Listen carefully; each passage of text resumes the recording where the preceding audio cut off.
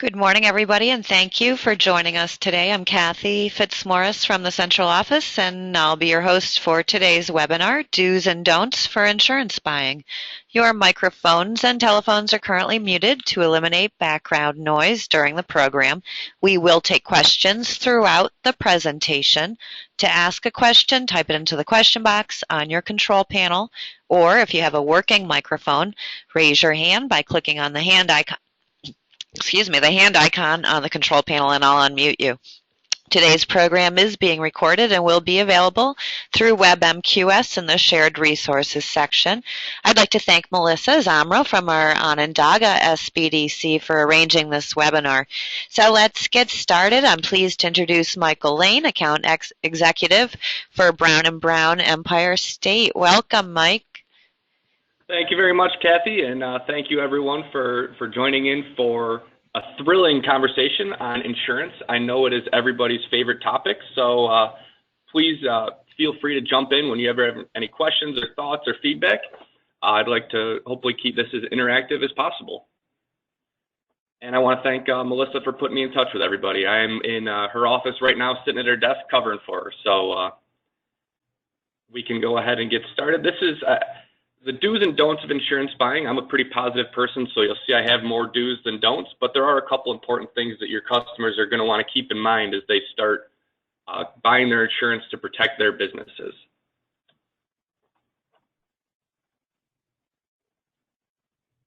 Okay, so here's kind of an agenda and some of the things I'm hoping we can cover over the course of the next hour together, and you know, how they're going to affect your customers and people who come to you for advice on how to get their business going. So the most important and obvious thing that people are going to want to keep in mind is what is insurance? What is this product that they're buying? What is it supposed to do? So insurance is a contract or a policy between an insured, your customer, and the insurance company. In exchange for paying a fixed premium amount, the insurance company agrees to pay for any covered loss on behalf of them. So basically, they're transferring their risk from themselves to the insurance company in exchange for a premium that's paid. It's important to note here that it pays for any covered loss, and the policies will say what is covered and what is not. One of the very, very important do's for your customers is they do need to understand what is covered and what is not, and they need to do that by asking questions and partnering with the right insurance agent to be their expert and their trusted risk advisor. So how do they buy insurance logistically? This is a system that not many people understand as they're getting ready to start their business. There's something in the United States that 99% of people are going to participate in called the Independent Insurance Agency System. So your customer is always going to have two choices they can make. The first choice is which agency do they work with. That agency then goes to the insurance companies on their behalf to get quotes. How much premium will they charge in exchange for taking on their risk? They can work with any agent they want, and those agents can work with most of the insurance companies. The insurance companies can only release one quote to one agency, but that's a little more in the weeds than we need to get. But those are the two choices they get to make. That's how they buy insurance. They go to an agent to represent them to the marketplace. And the purpose is the agent is really representing the customer, but they're protecting both. So the insurance company would be incentivized to take premium but not pay claims. And the customer is incentivized to withhold information that may make their insurance more expensive. The agent is really responsible for keeping both sides honest.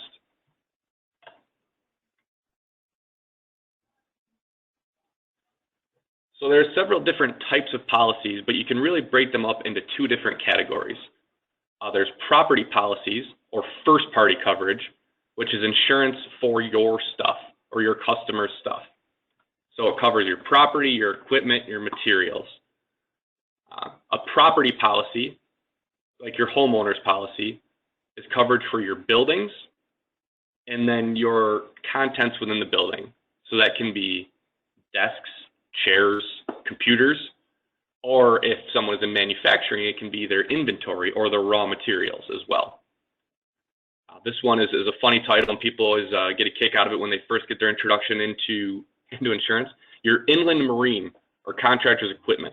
Now, how is something inland and marine? You got me. Your guess is as good as mine on that. But that is going to be physical damage to your own rented, leased, or borrowed heavy equipment, your forklifts, your excavators, anything that does not need to be registered with the DMV. So it doesn't go over the road. It's just on job sites or in warehouses. This is first-party coverage for that. If it gets damaged by misuse by one of your employees, it gets damaged by fire, by hail, whatever it might be, you have coverage for that through this policy. A builder's risk policy, this is going to be coverage for materials, fixtures, and equipment while a building is being built or renovated. So a building under construction is not covered by a property policy. So if a customer is going to be doing an expansion, a renovation, or adding a new building, this is something they're going to need to know about, because the coverage for all the materials and fixtures, everything that's being used during the construction, is not covered unless they buy this policy.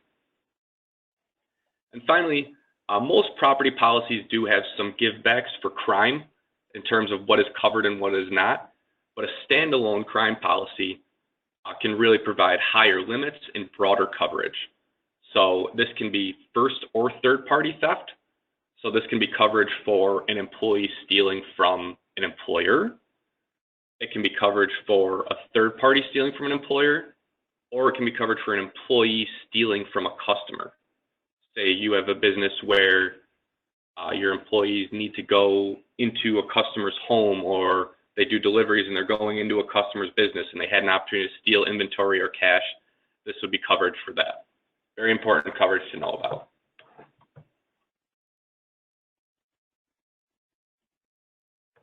Now, casualty policies, these are your third-party policies that's going to provide coverage for your liability as a result of your negligence.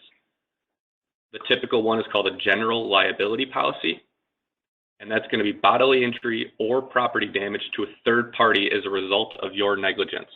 These are your slips and falls. Someone owns a 7-Eleven and someone walks in and the floor has just been mopped, they slip and fall. That's bodily injury as a result of your negligence. This policy is going to cover that.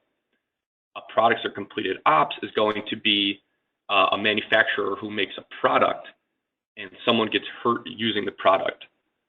These claims are rampant, and that's why you see all the hilarious, ridiculous warning signs on different types of products. Like your iron tells you not to iron your shirt while you're wearing it. The reason that warning is on there is because someone did that and sued the manufacturer of an iron, and they won. So those are the products in completed operations. Complete operations is going to be more for your contractors. Say a contractor builds a deck for someone. They're done, they leave, they're not working on it anymore, and 2 weeks later the deck collapses. They're going to be sued for completed operations for negligence for bodily injury. An auto policy for a business is not really any different than it is for a person. It's going to provide you for coverage for damage to your own vehicle, so physical damage, comp, and collision, as you've heard about. There's also going to be a liability component for bodily injury or property damage caused by your negligence in an accident. Now, the important one to note here is loss of use. So this is someone is texting and driving and misses a turn and ends up driving right through the front window of a Dunkin' Donuts. While that Dunkin' Donuts is non-operational, our auto liability policy can cover that, cover their lost revenue while they had to be closed to repair, as well as covering the cost of the repairs. The next one is the only one that your customers have to buy. If you have employees, if you have payroll, New York State requires that you have workers' compensation. All the rest of these are not necessarily required. They may be by contracts later on, but you're not legally forced to have them. Workers' comp, you do. There are penalties for not having them. Workers' comp covers medical expenses and lost wages for an employee who's injured on the job. And it can also cover some vocational rehab to get them back on the job. It's robust coverage. There's no deductibles. There's no copay. It really does make the employee whole until they can come back to work. And again, it is required by New York State.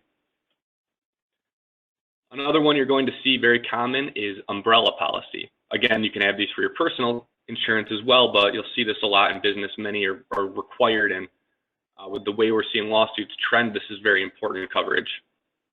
This increases your limits for your auto and your general liability. The reason it doesn't sit over your work comp is already unlimited coverage, so you don't need an umbrella over the top.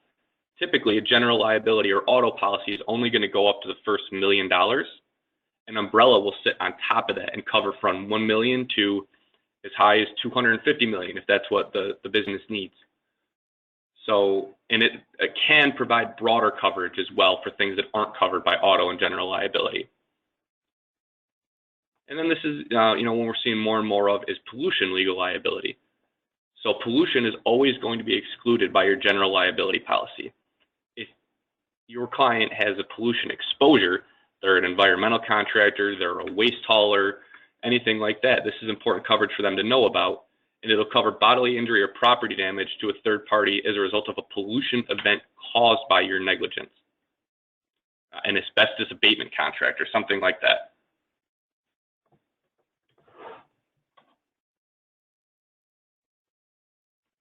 Now, some specialty coverages that we're seeing more and more of are your executive risk coverages. So employment practices claims are way on the rise, and they're getting more and more expensive to defend. Employment practices would be harassment, failure to promote, sexual discrimination, any type of claim like that through the Department of Labor is not covered by your general liability or your workers' comp.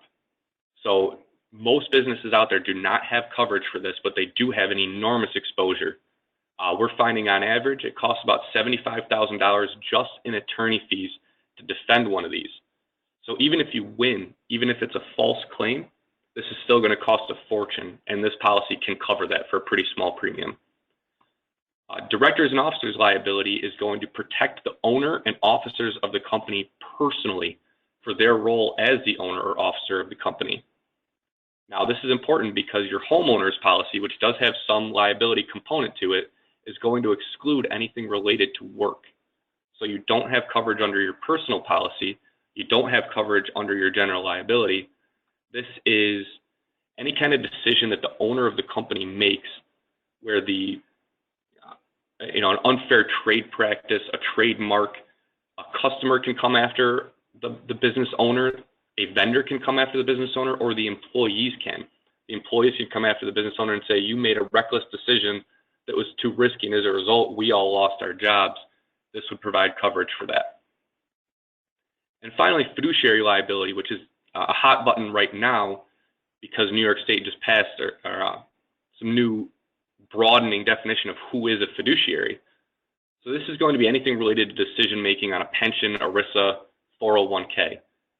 And many people say, well, I'm not the plan administrator for my employee's 401k, so how do I have liability exposure for that? Even just picking the plan administrator on behalf of the employees opens up exposure. You made a decision on behalf of someone else related to their retirement accounts. So this is coverage for that. Professional liability or errors and omissions coverage is an important coverage. This is where someone relies on your expertise. And you'll notice earlier, none of these policies cover for financial loss. It's bodily injury or property damage. Professional liability can cover for financial loss suffered by one of your customers as a result of a mistake you made. Say you manufacture peanut butter and you send out 10,000 cases of peanut butter to all your vendors or all your customers, and the barcode is on the label wrong. So they can't sell it because they can't scan it. They send them all back. Professional liability would provide coverage for that, whereas your standard policies do not. And finally, we've been hearing about it. It's all over the news. It's scary. It's getting worse, is cyber liability and data breach. These policies are critical, and they provide several different important types of coverages. So the first thing is it can provide credit monitoring for anyone who's affected, whose data you have that was affected by the breach. Provides PR costs, attorney fees, notification costs. So if you have a breach above a certain number, the regulations require that the business notify everyone who was breached. This policy can cover that. And then, of course, your regulatory fines and penalties and any potential suit, the liability component can cover that as well. So we're seeing more and more breaches. It's harder and harder to keep data safe. The definition of what is personally protected information is getting broader.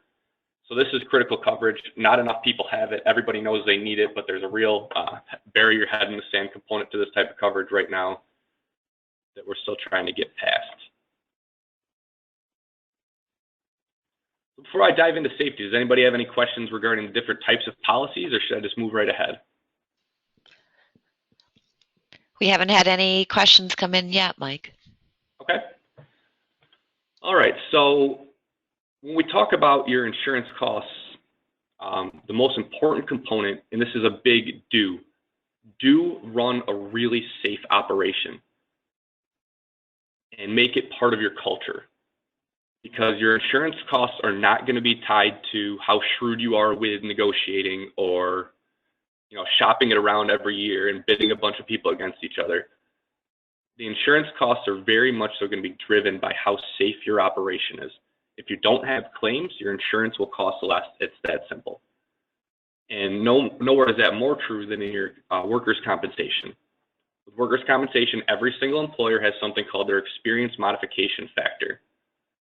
And in its simplest form, it's your actual claims divided by how many claims New York State expected you to have based on what you do and how much payroll you run. And this factor is multiplied right into your premium. So if you're doing better than average, you will be below 1 and you'll get a credit. Say your experience rating is 0.85. That means you get a 15% credit applied to your policy regardless of which carrier or agent you have. Let's say you're not running a safe shop and it's a 1.15. You're going to have a 15% surcharge applied regardless of which carrier you go with. So it's going to cost or save a lot of money depending on how safe your outfit is. And the Department of Labor can get involved either in Code Rule 59, which is if you're above a 1.2 experience rating, they actually step in and say, you're not running a safe shop as reflected by your experience rating. We're making recommendations A, B, C, D, and E, and you either need to make the changes at your own cost or you're subject to fines and penalties. They also have the good one, which is voluntary, Code Rule 60. If one of your customers believes they're running a very safe operation, they can actually voluntarily bring Department of Labor in to do an inspection, and Code Rule 60 makes some credits available, additional credits beyond their experience rating, to save more money on their work comp, up to 10% a year. Not many people know about this. It's not that easy to get approved. We've been told there are about 22 businesses in the state that are in Code Rule 60, and 18 of them are our clients at Brown & Brown Syracuse. So it's a great program. It's great safety. It will keep your claims down. The credits on the work comp are really just icing on the cake. But that's something to be aware of. The Department of Labor can get involved with your work comp depending on how things are trending, and that's the last thing any of your customers are going to want. So one thing to remember, this is a do remember why you're buying insurance. What is it for? What is it doing?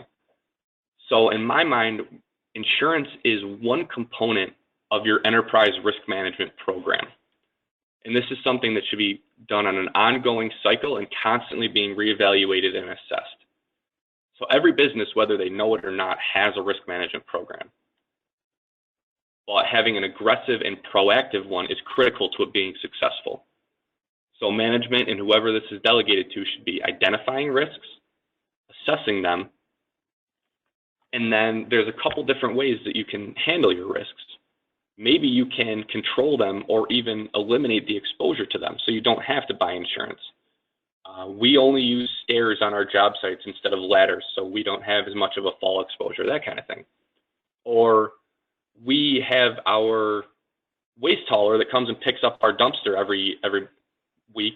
They sign us a hold harmless indemnification with us, saying that if one of their garbage collectors is hurt in our parking lot, they'll cover it under their insurance, not us. We're paying them to come on site. If their guy gets hurt, that's not our fault. So that's a way to eliminate or reduce the risk without having to buy insurance.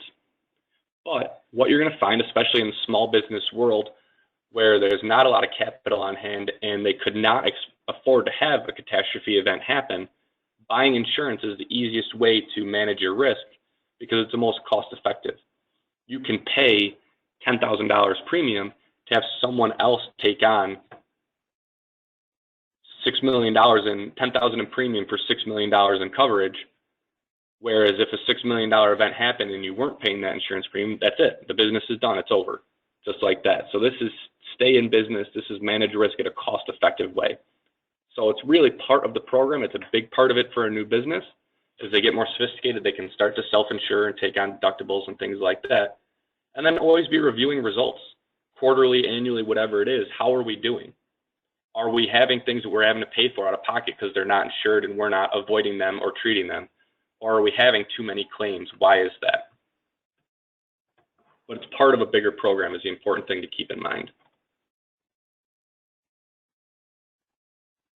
Don't forget to provide copies of your contracts to your insurance agent. Every contract that one of your customers signs is going to have two components to it that the insurance agent needs to see. The insurance agent we are not attorneys. We don't pretend to be attorneys. We don't want to draft contracts for people. We don't change contracts and stamp it. But every contract that people sign, whether it's a lease with a landlord, whether it's with a vendor for raw materials for a manufacturer, or with a customer for a distributor for your raw material, for your finished product as a manufacturer, or whether it's a general contractor and a subcontractor. These two components are in those contracts, and it's a hold harmless and indemnification. So what's the difference between those two things? A hold harmless says you absolve the other party from responsibility for damage, so we just won't come after you if something was your fault. Indemnification is we will reimburse you for a loss suffered. And then there's also an additional insured component you can add to a policy where ABC company agrees to add to the policy DEF company because of the contract wording. But what we see all the time is customers sign these contracts, they don't read the whole thing, their attorney doesn't read the whole thing, and they don't even tell us they signed it. And then it turns out they made promises in that contract that their insurance could do certain things. We don't know about it, and maybe their insurance actually isn't up to what it says. Maybe it says that their umbrella needs to be primary and non-contributory, which is in the weeds, and we don't need to get into what that means. But if the contract says they need to have that, and their insurance doesn't actually have that, now they could be in breach of contract to their biggest customer. Maybe it's 75% of their revenue. If that event happens and their policy doesn't respond, they're on the hook personally. So not only are they going to have to pay for something out of pocket, they're also going to get fired by their biggest customer because nobody wants to do business with someone who breaches contracts. So that's why these need to be reviewed by the agent every time there's a new contract. Now the contract is going to have insurance, and this goes in both directions. If your customer is having people sign contracts, these are what the things they need to be asking for. The hold harmless and indemnification, and then insurance requirements. So the customer will require that they have workers' comp, that they have general liability, that they have auto liability, and that they have an umbrella. The rest of these things are into the weeds insurance that if people have questions, I'd be happy to answer, but we don't really need to get too much into the details about what these different things mean. It's just something your customers are going to see, so they should be aware that they're going to be there, and they need to make sure they're having ongoing conversations with their agent about what these things are and why they need them. Or if they don't need them, can it be negotiated out of the contract? Maybe the person asking your customer to sign a contract is asking for more than they should. So that's something we can discuss with their agent and try to negotiate and get it in a place where everybody's happy.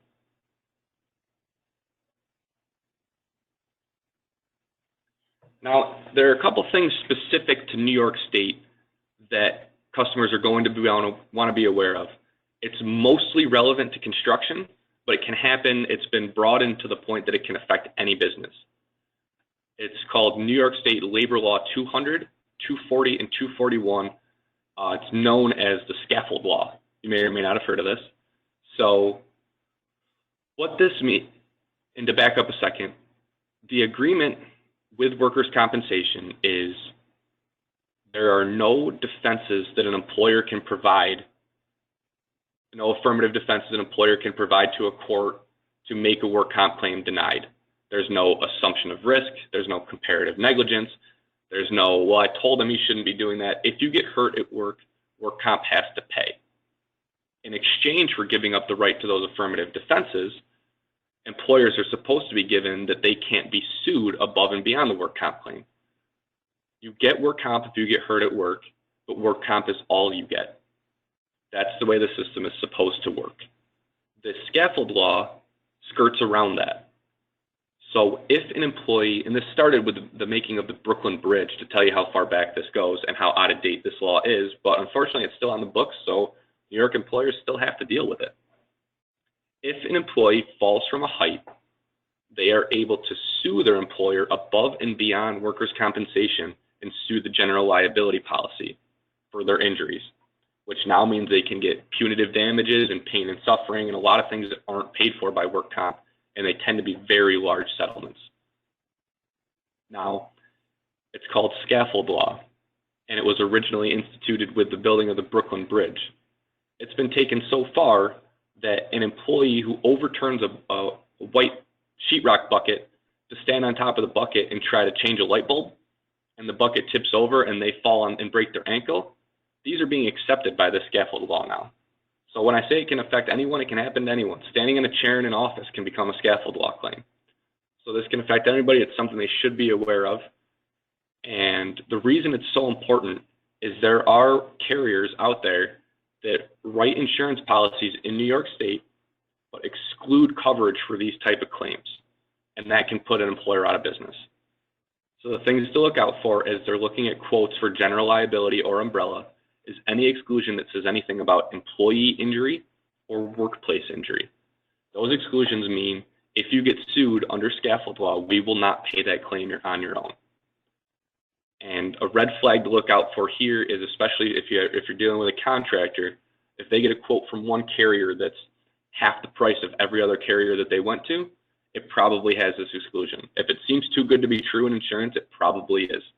Pretty much everyone should be close in price relative to each other. So something to keep in mind, something to make sure your customers are aware of. And this is New York State only. There's a lot of lobbying going on and a lot of petitioning going on and working with politicians to try to get this off the books. This was Sheldon Silver. I'm sure everyone knows that name. This was his baby. He was a personal injury attorney before he was a politician, so you can see why it was so important to him. As he's no longer in office, he was kind of the last big pro-scaffold law person in power, so hopefully that means the beginning of the end. But New York State is the only state in the union that still has this, and it's outdated, it's unnecessary, and it's costing New York businesses so much money. So hopefully we'll see this gone in the next few years, but for now it's still there. Another thing that's specific to New York, and this is only for contractors, but I'm sure you see a lot of contractors come through your door, especially with the requirements there are to have minority and women business-owned enterprises on job sites. There's a real shortage of contractors that fit those requirements, so we're seeing a lot of new contractors pop up. So one of the things they're going to want to keep in mind is the contractor classification premium adjustment. This is a really nice give back in New York State for workers' comp. And what it's attempting to do is work comp is priced based on payroll. So essentially, if you pay your employees very well, you get punished for that because your work comp costs more. Now, is your exposure really more if you pay someone $28 an hour instead of $19? Now, it's the same person working the same number of hours doing the same thing. So they're just as likely to get hurt at 19 as they are at 28, but your insurance costs more at 28. So what this does is if you pay over a certain amount, in this case, it's constantly changing and being reevaluated. But if you pay more than $23.25 per hour, you are eligible for a classification premium adjustment in the contractor world. What they do is they'll end up giving somewhere between 8 and 13% back as a premium credit in exchange for the fact that you're paying very well. So it's a nice reward for high paying, and especially anyone, contractors who are doing work for municipalities where there's prevailing wage components to the job, you're going to see a nice give back here. And the important thing is the employer needs to be aware that they need to apply for it. it gets missed. We see a lot of people who we work with who weren't doing it because they didn't know they needed to. So something to be aware of. And those are kind of my do's and don'ts. I know that's a pretty quick overview, and it's kind of like drinking from a fire hose, but I'm happy to answer any questions or make myself available. I have my contact information on the next slide for everyone in case you have any follow-up questions or want to point anyone in my direction for clarifications. Thank you, Michael. Does anybody have any questions?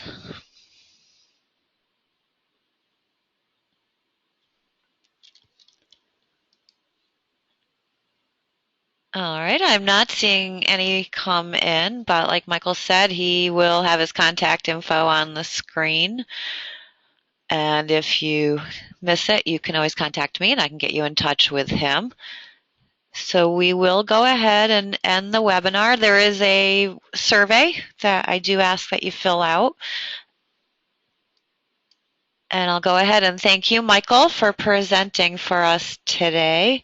Evelyn, you're asking, when will this be presented again? I'll have the recording up hopefully by the end of the day, if not tomorrow. But if you did have questions, now would be a great time to ask them.